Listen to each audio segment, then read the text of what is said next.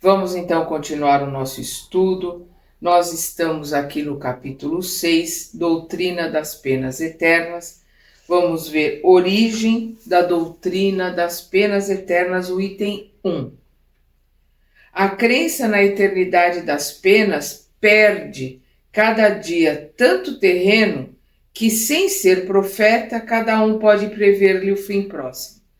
Infelizmente, o Kardec se enganou aqui, porque ainda hoje nós vamos ver as pessoas sendo dominadas pelo medo, nós vamos ver a questão da pena eterna, né, que vai passar a eternidade no inferno, foi uma forma das religiões instigarem o medo, e ainda hoje isso acontece na internet, por alguns palestrantes, por alguns religiosos. Isso, infelizmente, é muito triste, porque em pleno século XXI era para nós estarmos numa situação muito diferente da que estamos.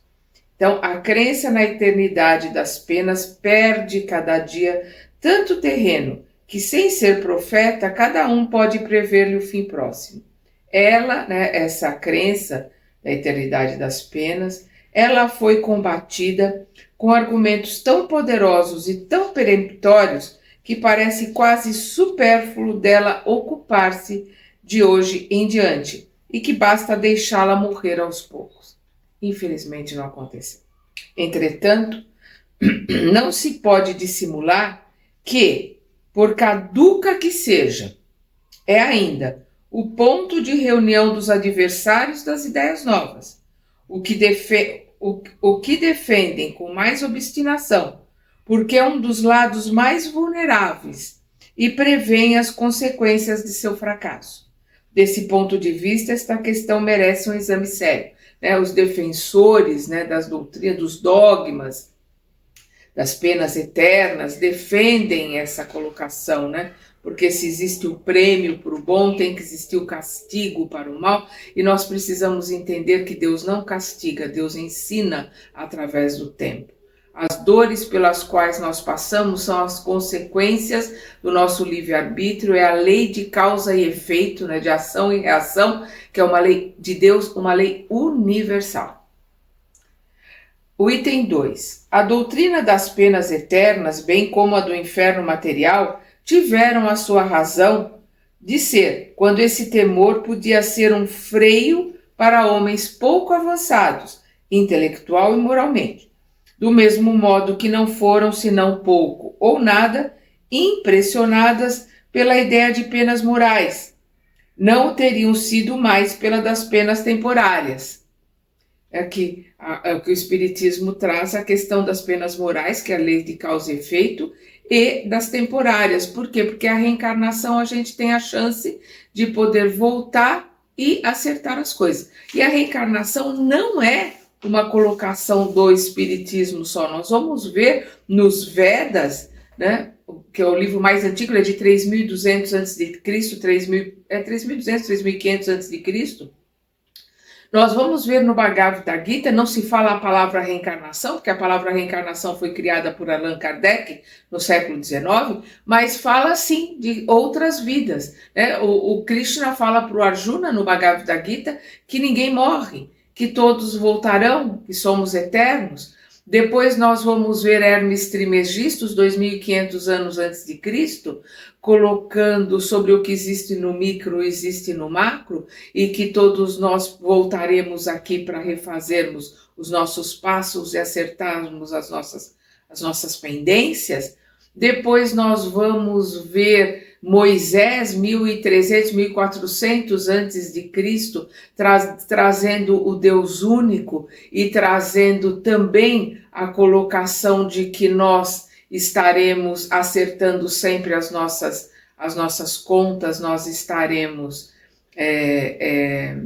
trabalhando para o nosso aprimoramento, a consulta ao plano espiritual, tanto que ela chegou a um ponto que ele proibiu aqueles que eram, porque ele dividiu todo mundo em várias organizações, que foi o sogro dele que colocou essa organização, que é usada até hoje, de juntar um grupo de 10, 20 pessoas com um líder, depois 10, 20 líderes com outro líder, mais 10, 20 com outro, até chegar num que comanda bastante líderes, que era o caso de Moisés, que facilitou a vida para ele.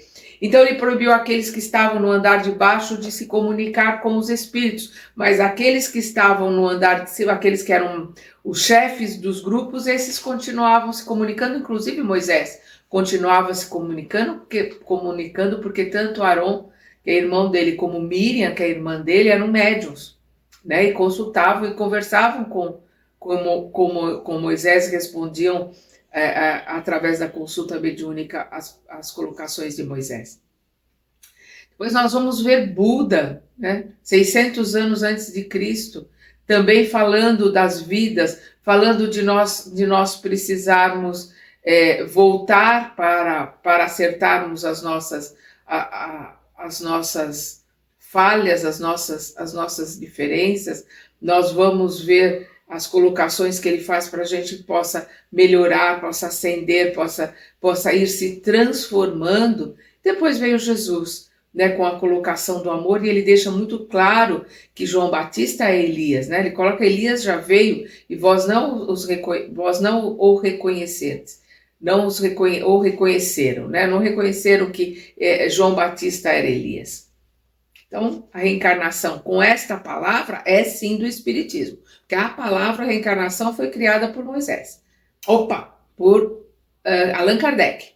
Mas o conceito de várias vidas, o conceito da vida após a morte, o conceito de se voltar aqui, inclusive tanto os budistas como os hinduístas têm a mente psicose, que é acreditar que a gente possa voltar no corpo de um animal, coisa que os espíritos colocam que não, e que isso veio na ideia dos primeiros que reencarnaram aqui, os que vieram, né, de capela, que reencarnaram aqui, porque o ser humano era tão primitivo que eles achavam que era um animal. Mas a ideia da volta da reencarnação, ela existe desde que o mundo é mundo. Até porque, como é que ela existe? Por causa da mediunidade que existe desde que o mundo é mundo. Então, aquele ser primitivo, ele via um ser querido morrer, ou um parente, ou um conhecido, ou até um inimigo, e daqui a pouco ele via ele do lado dele, caçando junto com ele, conversando com ele em espírito. Então ele sabia que a morte não existia. Isso acontece desde que o mundo é mundo, porque os médiuns existem, a conversa com os desencarnados existe desde que o mundo é mundo. Então vamos continuar aqui.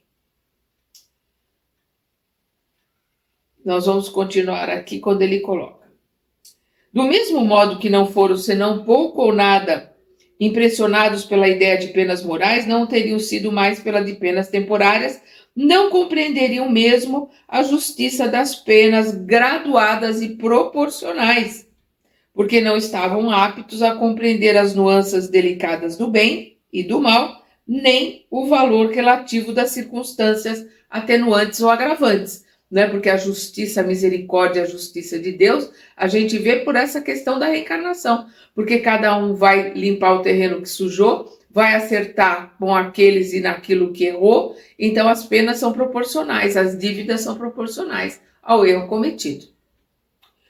O item 3. Quanto mais os homens estão próximos do estado primitivo, tanto mais são materiais. O senso moral é o que se desenvolve neles o mais tardiamente. Então, o material, o ter coisas, o buscar alimento, ter uma caverna, ter um lugar para se esconder das intempéries. Então, as coisas materiais é aquilo que a gente vai buscar primeiro. Falando como homem primitivo, mas até hoje, né, o material é o que domina. Depois o moral, o se desenvolver, o se aprimorar, né, a fraternidade, a empatia, é o que ele está colocando aqui. Por essa mesma razão, não podem fazer senão uma ideia muito imperfeita de Deus e dos seus atributos, e uma não menos vaga da vida futura. Assemelham Deus à sua própria natureza. Então colocam Deus como um ser igual, né? Um Deus antropomórfico.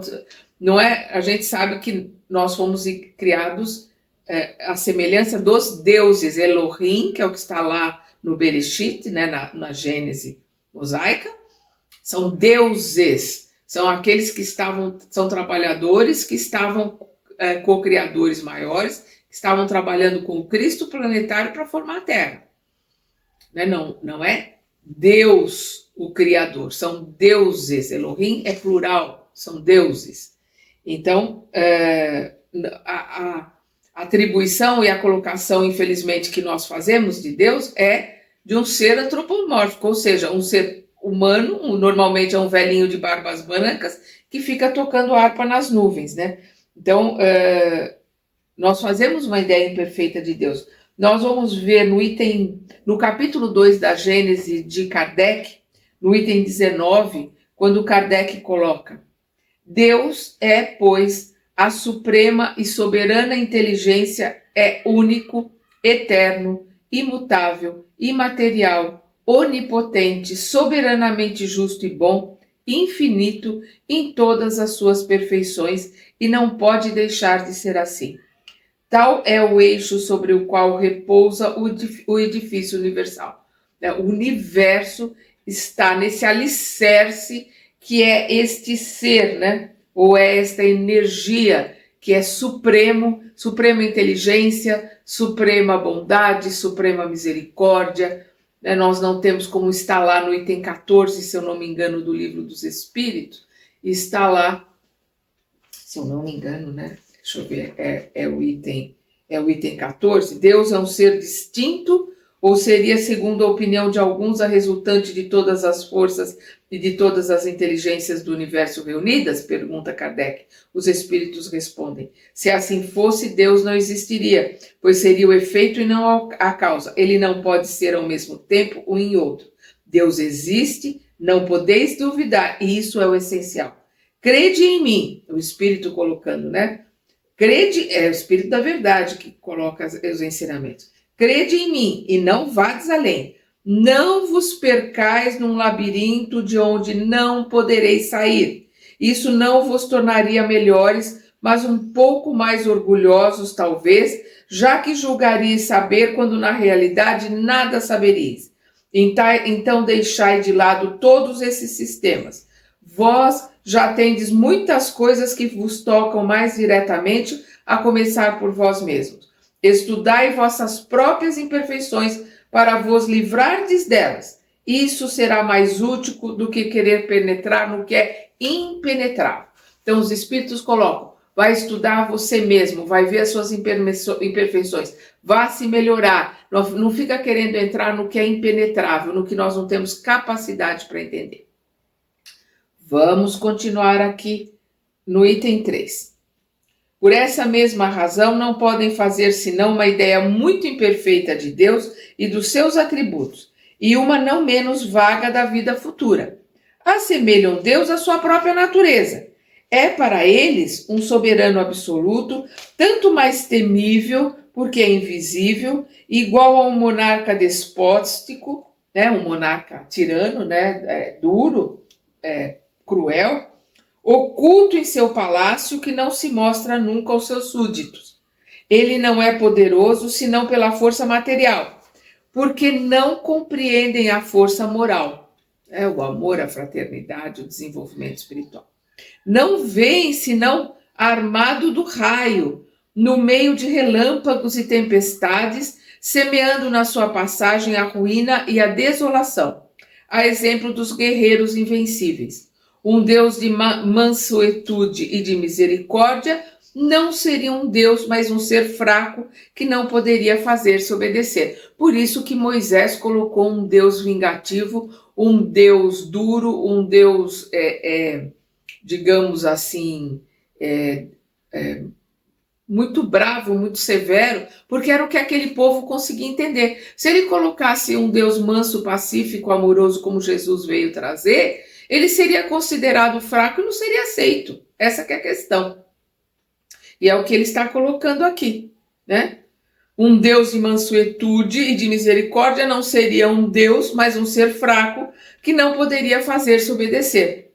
A vingança implacável, os castigos terríveis eternos, não tinham nada em contrário à ideia que faziam de Deus, nada que lhes repugnasse a razão. Então era a ideia que Moisés também se utilizou para poder criar uma ordem para poder organizar e para poder dirigir aquele mundo de gente que ele estava organizando ali na fuga do Egito.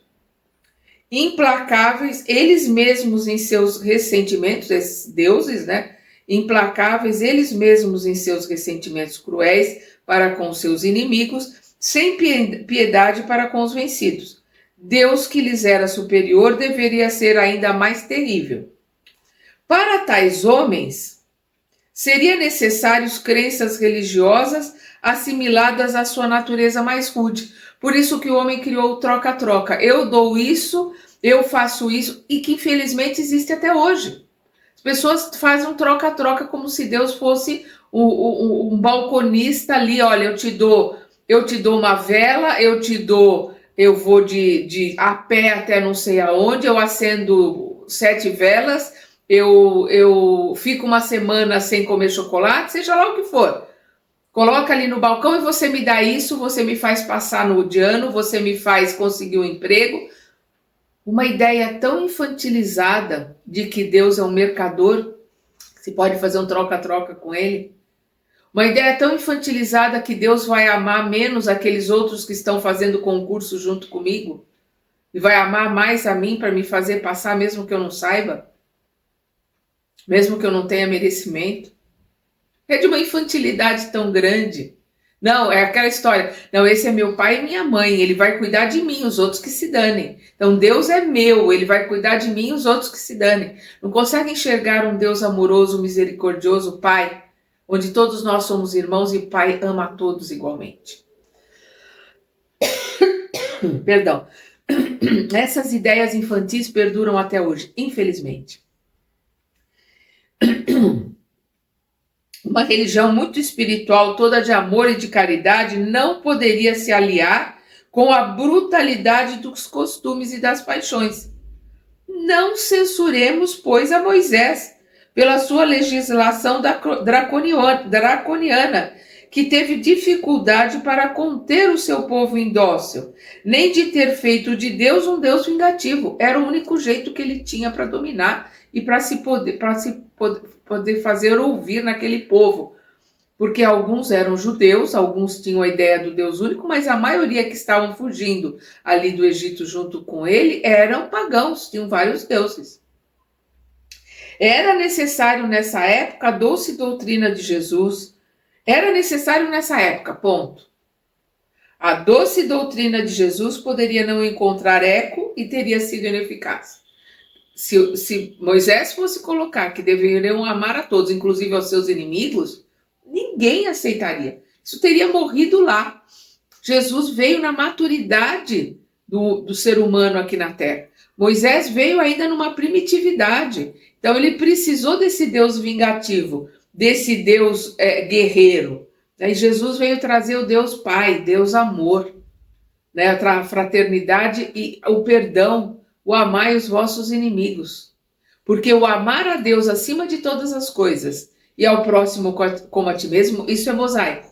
Isso está lá com Moisés. Jesus só ratifica. Tem muita gente que pensa que foi Jesus que trouxe. Não, Moisés trouxe o amar a Deus acima de todas as coisas e o próximo a ti mesmo. Mas entrou por um ouvido e saiu pelo outro. Quando Jesus vem ratificar, a humanidade terráquea, né, nós terráqueos, já estávamos mais maduros para poder entender melhor, por isso marcou mais. Mas a gente não conseguiu assimilar o amar os vossos inimigos. Não consegue até hoje. Até hoje a gente tem dificuldade para entender, dificuldade para perdoar aqueles que nos fizeram alguma coisa, quanto mais amar. O item 4. À medida que o espírito foi se desenvolvendo, o véu material pouco a pouco se dissipou e os homens se tornaram mais aptos para compreenderem as coisas espirituais. Mas a isso não se chegou senão gradualmente. Quando Jesus veio, pôde anunciar um Deus clemente, falar de seu reino que não é deste mundo e dizer aos homens, abre aspas, amai-vos uns aos outros, fazei o bem àqueles que vos odeiam, fecha aspas. Ao passo que os antigos diziam, abre aspas, olho por olho, dente por dente, fecha aspas. E aqui antigos mesmos, antes de Moisés. Porque nós vamos ver o olho por olho, dente por dente, na lei de Talião, que está lá na estela, né, naquela pedra de escritos cuneiformes dos sumérios. Muito, mas muito antes de Moisés. Moisés já veio trazer uma lei mais branda, porque porque o olho por olho, dente por dente, já era mais brando do que tinha antes. Sumérios já trouxeram olho por olho, dente por dente, por quê? Porque alguém ia ali e batia no meu irmão, eu ia lá e matava a família toda de quem bateu no meu irmão. Ou matava a pessoa que bateu no meu irmão. Quando veio o olho por olho, dente por dente, se bateu no meu irmão, o máximo que eu podia fazer era bater nele. Ou bater em alguém da família dele. Eu não podia matar. Então já melhorou. Quando Moisés vem e traz penas mais, digamos assim, justas, se fazendo um julgamento, né, vendo as intenções, continua o olho por olho e dente por dente de uma certa forma, mas mais brando. E quando vem Jesus, vem a lei do amor, né? Ora, quais eram os homens que vieram ao tempo de Jesus? Eram almas criadas novas e encarnadas? Se assim fora, Deus teria, pois, criado ao tempo de Jesus almas mais avançadas que ao tempo de Moisés? Não, né? São gradações, as almas vão indo e voltando, vão aprendendo e vão se melhorando. Mas então, em que se tornaram essas últimas? O que aconteceu com aquelas almas da época de Moisés? Ficaram eternamente no inferno? É isso que o Kardec está perguntando aqui. Teriam se arrastado durante a eternidade no embrutecimento? Né? Não, a ideia da reencarnação ela é justa, ela é misericordiosa como Deus, porque a gente vai podendo se melhorar. O simples bom senso recusa essa suposição, né, de que elas ficaram embrutecidas, foram criadas melhores na época de Jesus. Não, somos todos nós que estamos caminhando ao longo dos milênios, ligados ao planeta Terra e a outros orbes. A gente viveu em outros lugares, vive na Terra, pode ir para um outro planeta, pode continuar aqui na Terra. Né? Nós vamos ver lá na questão 176 do Livro dos Espíritos que os planetas são solidários entre si. O simples bom senso recusa essa suposição. Não. Eram as mesmas almas que, depois de viverem sobre o império da lei mosaica, haviam durante várias existências adquirido conhecimento suficiente para compreenderem uma doutrina mais elevada e que hoje estão bastante avançadas. O hoje dele era o século XIX, né? Esse livro é de 1864, se eu não me engano. Então, e que hoje estão bastante avançadas para receberem conhecimento ainda mais completo. O item 5. Entretanto, o Cristo não pôde revelar aos seus contemporâneos todos os emissários do futuro.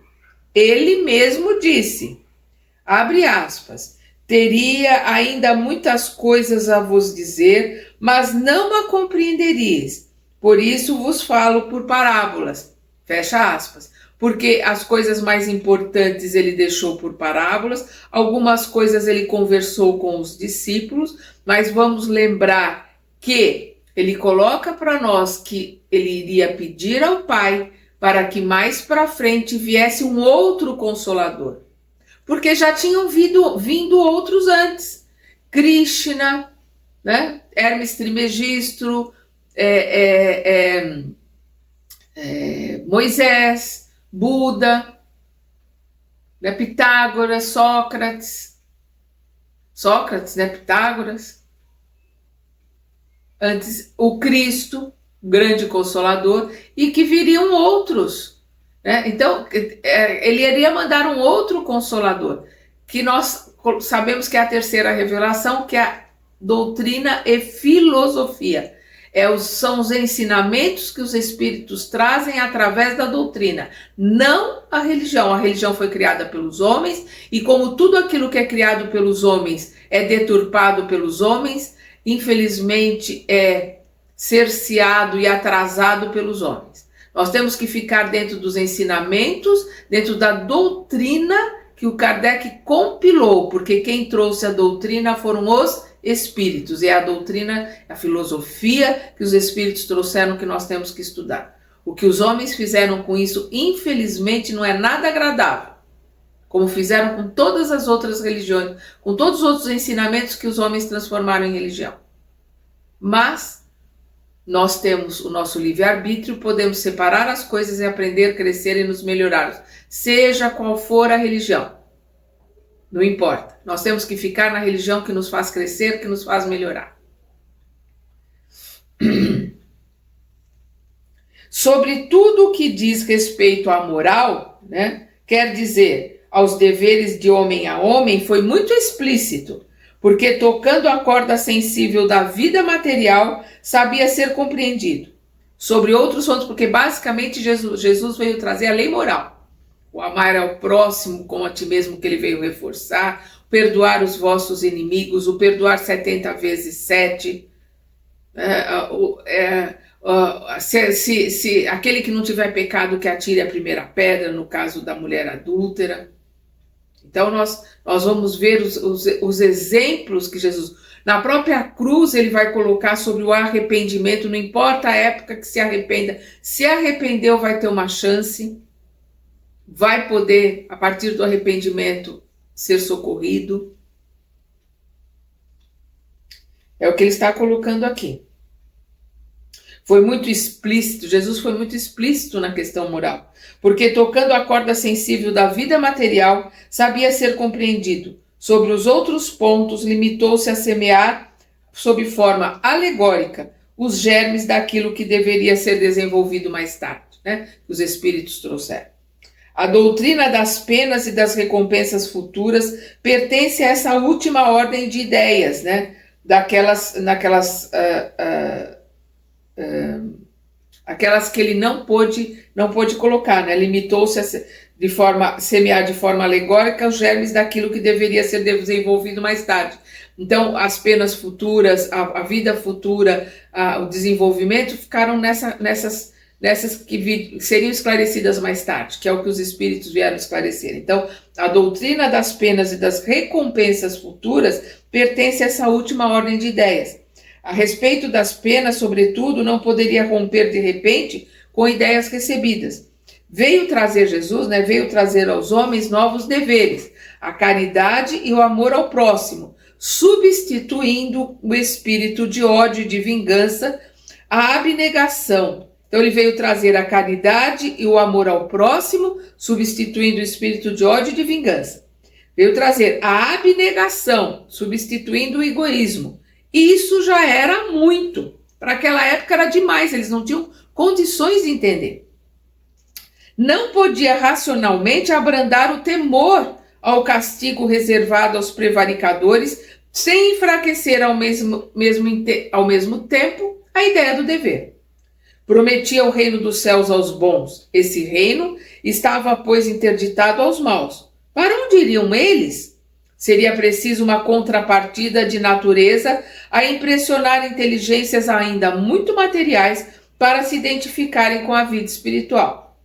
Porque não se pode perder de vista que Jesus se dirigia ao povo, à parte menos esclarecida da sociedade, ao povo, aqueles que eram menos esclarecidos na sociedade, que tinham muito menos conhecimento, para a qual seriam necessárias imagens de alguma sorte palpáveis e não ideias sutis. Por isso, não entrou a esse respeito em detalhes supérfluos. Ele deixou para que os espíritos trouxessem a questão da vida espiritual. Bastou-lhe opor uma punição à recompensa. Não seria preciso mais naquela época. Então, naquela época, não precisava mais do que, né, uma punição à recompensa. Os bons serão recompensados e os maus serão punidos. E para aquela época era o que dava, né? Era o que bastava. O item 6. Se Jesus ameaçou os culpados com o fogo eterno, ameaçou-os também de serem atirados à Geena. Ora, o que era a Geena? Um lugar nas proximidades de Jerusalém, um depósito onde se atiravam as imundícies da cidade. A Geena ficava queimando o tempo todo, que eles iam jogando lixo, e aquilo ia reacendendo o fogo, e aquele fogo não parava, porque eles jogavam tudo lá e era o fogo que purificava. Por isso o fogo eterno, né? A ideia do fogo eterno, a ideia do fogo da Geena, que é esse fogo que não parava nunca, porque o tempo todo eles estavam jogando coisas lá e mantendo o fogo aceso, queimando tudo. Então, seria preciso, pois, um lugar nas proximidades, Geena era um lugar nas proximidades de Jerusalém, um depósito onde se atiravam as imundícies da cidade. Seria preciso, pois, também tomar isso ao pé da letra?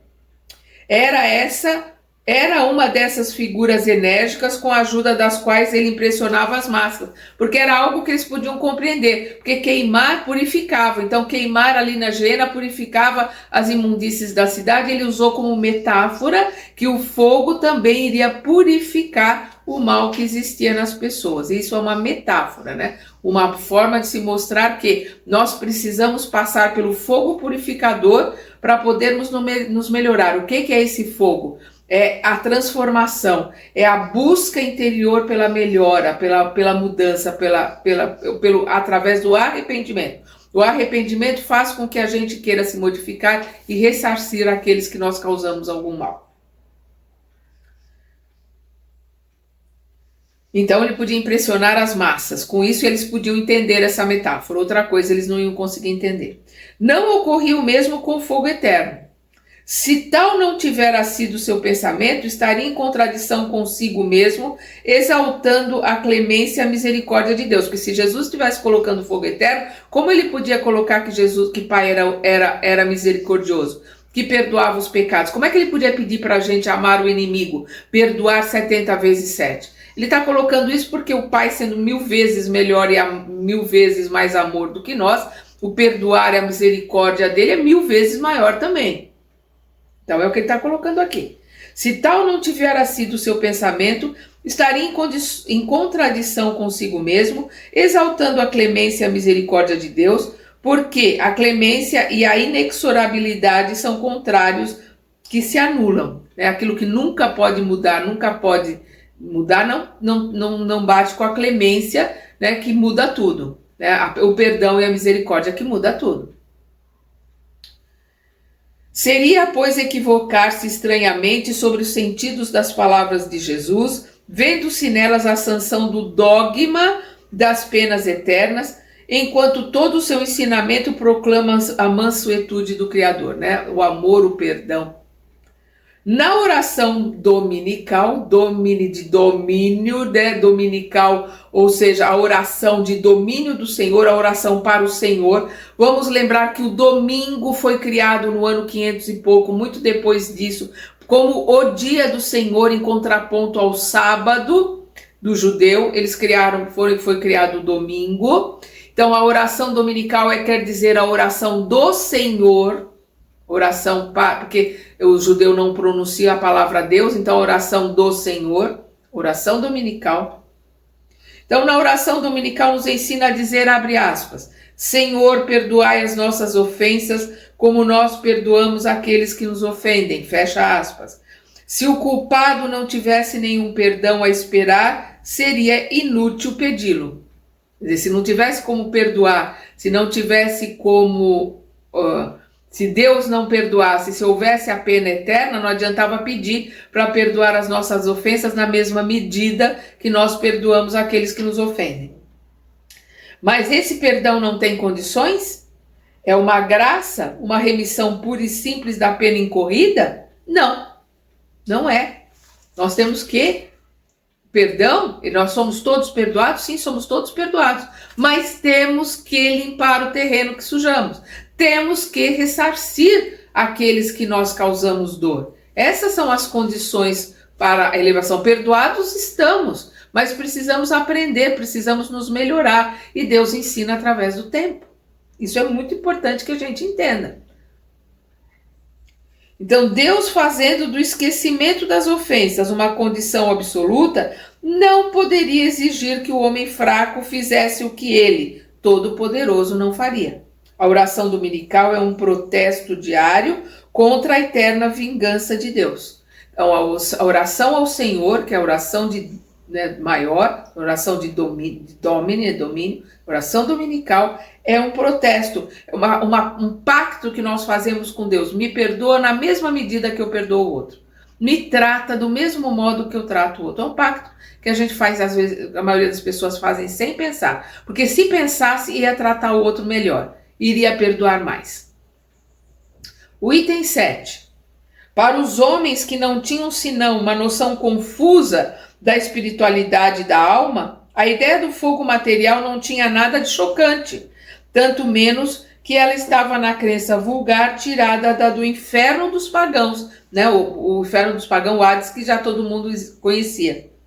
Quase universalmente difundida, os gregos difundiram em toda parte. E depois, quando os romanos dominaram a Grécia, eles passaram eles também terem os mesmos deuses com outros nomes, né? Então a gente vai ver Baco como Dionísio. Então eles mudam o nome do deus, mas continua com os mesmos deuses. Então os romanos continuam com as mesmas ideias, os mesmos deuses pagãos com outros nomes, né? Com nomes latinos, né? Nomes romanos. Então a eternidade da pena não tinha mais nada que repugnasse a essa gente submissa. A eternidade da pena não tinha mais nada que repugnasse a essa gente submissa. Há séculos a legislação do terrível Jeová, né? Porque eles tinham ali aquele Jeová que era o Deus da guerra, eles tinham os deuses que castigavam e que tinham ciúmes e que tinham raiva, tinham inveja dos deuses pagãos da Grécia Antiga. Então essa ideia do fogo, né, da colocação que foi feita do fogo eterno, para eles era normal, era uma forma deles entenderem. Não tinham condições de entender ainda o amor e o perdão que Jesus vem trazer depois. No pensamento de Jesus, o fogo eterno não poderia ser, pois, senão uma figura, né, uma metáfora. Pouco lhe importava que essa figura fosse tomada ao pé da letra, porque aqueles que eram primitivos não tinham condições de entender, iam pegar ao pé da letra. Conforme fosse desenvolvendo e fossem aprendendo e fossem se melhorando, iam entender o espírito da letra, que é isso que nós buscamos nos nossos estudos, o espírito da letra. Então, pouco lhe importava que essa figura fosse tomada ao pé da letra, se devia servir de freio. Sabia bem que o tempo e o progresso deveriam se encarregar de fazer compreender o seu sentido alegórico, sobretudo porque, segundo a sua predição, o Espírito de verdade viria esclarecer os homens sobre todas as coisas, porque ele coloca que ele ia pedir a Deus que mandasse o Espírito de verdade, que são os seus trabalhadores, os seus prepostos que respondem a ele, porque o Espírito de verdade é o próprio Jesus. Nós vamos ver isso no livro dos médiuns, né? Então, são os seus trabalhadores que, trazendo os ensinamentos do Cristo, respondem às perguntas que são feitas por Kardec. Então, ele sabia que na hora certa todos iriam poder aprender, todos iriam poder entender. O caráter essencial das penas irrevogáveis é a ineficácia do arrependimento. Então, se a gente aceitasse a colocação das penas irrevogáveis, não adianta se arrepender, não adianta pedir, né, a Deus que nos trate da mesma forma que nós tratamos aqueles que nos fazem algum mal e que a gente perdoou, que nos perdoe da mesma forma. Então, não teria sentido, só tem sentido entendendo a questão do amor, a questão da misericórdia e da possibilidade que nós temos de aprendermos e nos melhorarmos ao longo do tempo. Ora, Jesus jamais disse que o arrependimento não encontraria graça, né? Iluminação, que é a graça, diante de Deus. Em toda oportunidade, ao contrário, mostra Deus clemente, misericordioso, prestes a receber o filho pródigo de volta ao teto paterno. O filho pródigo é aquele que dilapidou, prodigalizou, ele dilapidou tudo que tinha, fica sem nada, e a hora que ele cai em si, ele volta ao Pai, que somos nós, né? É uma metáfora, depois que a gente acaba com tudo, a gente recebe todos os ensinamentos, a gente recebe toda a herança de Deus, a gente não quer saber de nada, a gente bagunça tudo, mas aí a hora que a gente cai em si, a gente volta ao Pai, ele nos recebe de braços abertos. É essa a parábola do filho pródigo. Nós somos o filho pródigo. Não o mostra inflexível, senão para o pecador endurecido. Mas se tem o castigo numa das mãos, na outra tem sempre o perdão, prestes a se estender sobre o culpado, desde que se volte sinceramente a ele. Ou seja, desde que se arrependa verdadeiramente. Este não é certamente o quadro de um Deus sem piedade, né? Esse Deus dos exércitos. Há que se notar também que Jesus não pronunciou contra ninguém, mesmo contra os maiores culpados, condenação irremissível, né? Condenação que não possa ser perdoada, condenação que não possa ser modificada. Muito pelo contrário, ele colocou que todos, né, têm o direito de se modificarem, de se melhorarem, por isso que ele colocou, devemos perdoar não 7 vezes, mas 70 vezes 7. O item 8. Todas as religiões primitivas, de acordo com o caráter dos povos, tiveram deuses guerreiros que combatiam à frente dos exércitos. O Jeová dos hebreus lhes fornecia 1000 meios de exterminarem seus inimigos, recompensava-os pela vitória ou punia-os pela derrota.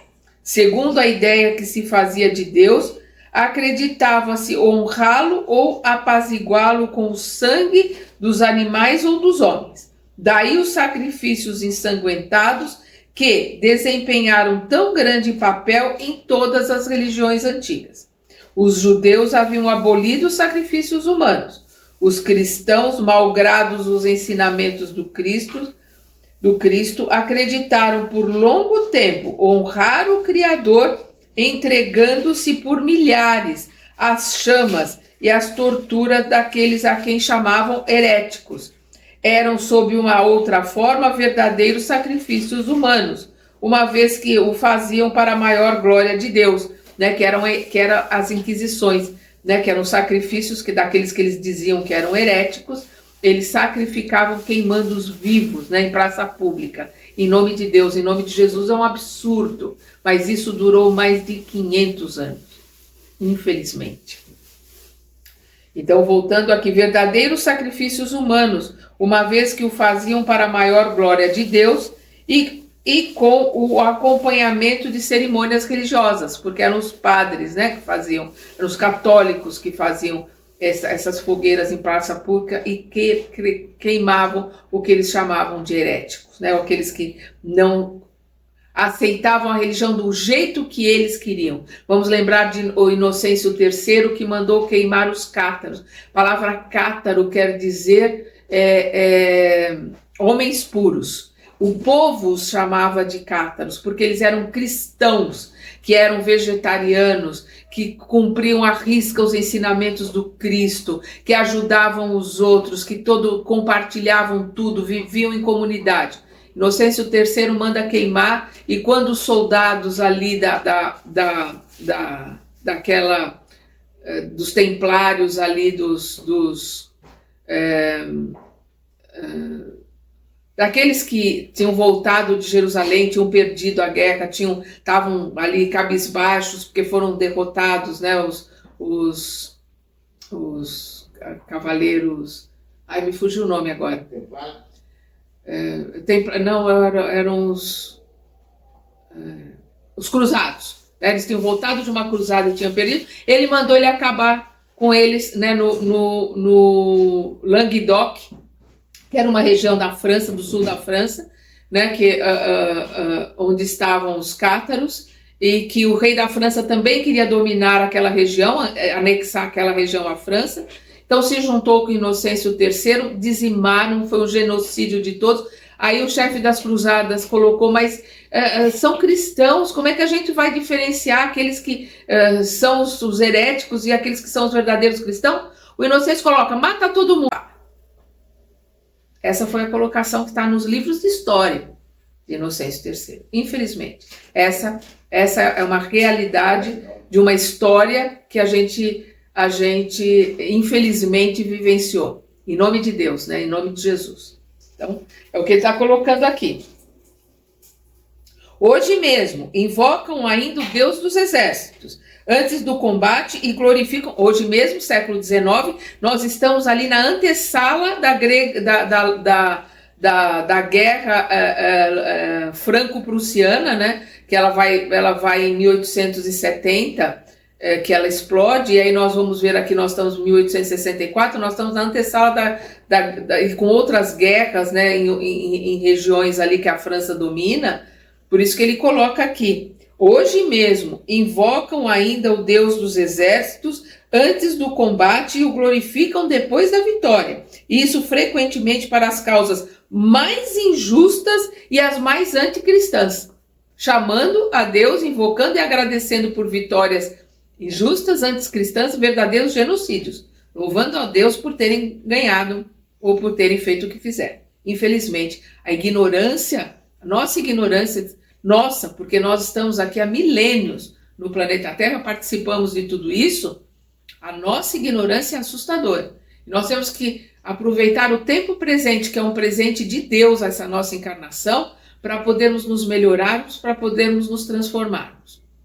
O último item dessa colocação, o item 9, quando o homem é lento para se desfazer dos seus preconceitos, dos seus hábitos, aqui ele faz uma exclamação, quanto o homem é lento para se desfazer dos seus preconceitos, dos seus hábitos, das suas ideias primitivas. Quanto nós somos lentos, como a gente leva, às vezes, milênios para andar um pedacinho, para caminhar um trechinho. Infelizmente, 40 séculos nos separam de Moisés e nossa geração cristã vê ainda traços dos antigos usos bárbaros, consagrados ou, pelo menos, aprovados pela religião atual, né? Pelas barbaridades, pelas coisas que ainda se faziam, porque na época de Kardec ainda existiam escravos. Aqui no Brasil ainda existiam escravos. Os escravos vão ser libertos em 1888, aqui nós estamos em 1860 e pouco, 64, se eu não me engano. Então, ainda existiam povos escravizados. Por isso que ele coloca aqui, né? Aprovados pela religião atual. Os católicos aceitavam a escravização. Os protestantes também aceitavam a escravização.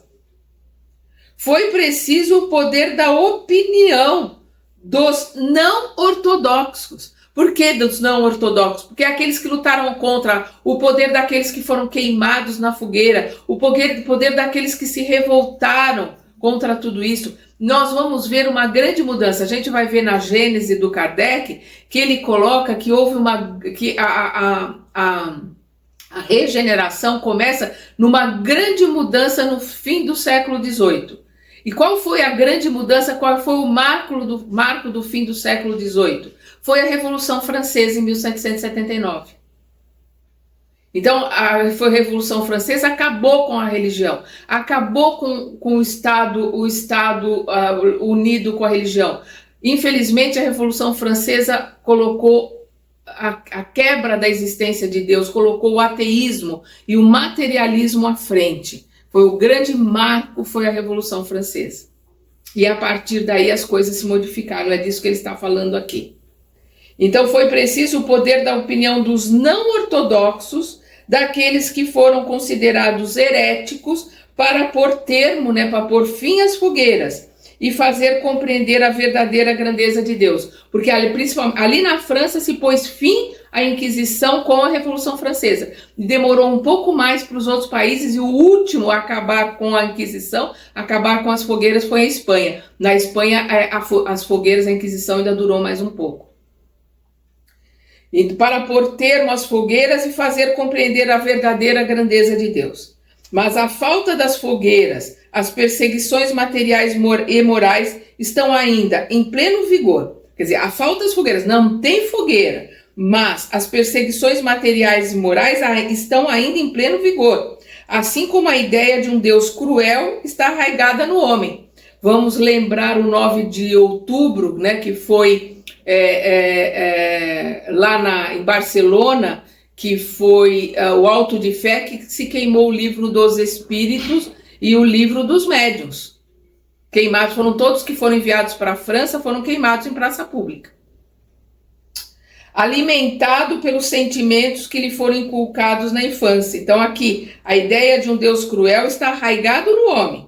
Alimentado pelos sentimentos que lhe foram inculcados na infância, pode o homem se espantar de que o Deus que se lhe apresenta como um honrado por atos bárbaros condene a torturas eternas e veja sem piedade os sofrimentos dos condenados? Quer dizer, se eles têm essa ideia desse Deus bárbaro, vão aceitar as penas eternas, vão aceitar essa condenação eterna.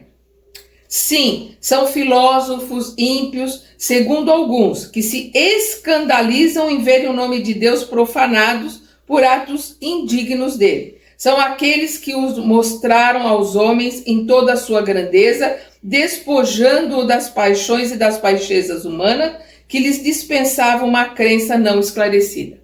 A religião ganhou em dignidade o que perdeu em prestígio exterior. Aqueles apóstolos, aqueles padres, aqueles protestantes, aqueles que vieram e quiseram trazer o Deus verdadeiro, trazer os ensinamentos verdadeiros do Cristo, é que modificaram as religiões. Elas perderam, né, na parte exterior, mas ganharam em grandeza pelas modificações que esses verdadeiros homens de Deus fizeram dentro de algumas religiões. Então a religião ganhou em dignidade o que perdeu em prestígio exterior. Porque se há menos homens presos à forma, se há menos homens presos à letra, né, e mais homens ligados ao espírito da letra, então se há menos homens presos à forma, há mais deles que são mais sinceramente religiosos pelo coração e pelos sentimentos, que são verdadeiramente religiosos. Mas, ao lado destes, quantos que permaneceram na superfície foram conduzidos à negação de toda a providência? Quantos ainda estão cegos? Quantos ainda não conseguiram entender? Por falta de ter considerado oportunamente as crenças religiosas em harmonia com o progresso da razão humana, fez-se nascer entre alguns o deísmo, entre outros a incredulidade absoluta. Entre uns, né, a ideias diferenciadas, né? E entre outros a incredulidade absoluta, o ateísmo, né? O deísmo daqueles que pegaram partes de alguma coisa, crendo em Deus, e o ateísmo, aqueles que não acreditam na existência de Deus. Entre outros a incredulidade absoluta, o ateísmo. Entre outros o panteísmo, vários e vários deuses. Quer dizer que o homem fez a si mesmo Deus, né? Colocando Deus à sua imagem e semelhança. Fez a si mesmo Deus, na falta de ver um bastante perfeito. Já que não achou um Deus bastante perfeito, fez a si mesmo Deus, que é a questão do ateísmo. Eu acredito na ciência, acredito em mim, eu sou o homem, a inteligência do universo, não existe nada mais inteligente do que o homem. É de uma pequenez, de uma criancice, de uma infantilidade tão grande achar que tudo isso e que toda essa existência é fruto do acaso. Então aqui nós encerramos nesta colocação da origem da doutrina das penas eternas com uma análise crua, uma análise dura do Kardec, mas necessária. E no nosso próximo estudo nós vamos entrar no item 10, que é argumentos em apoio das penas eternas. Ele vai fazer as colocações e vai dar os argumentos que as pessoas usam para apoiar ainda as penas eternas. Até lá!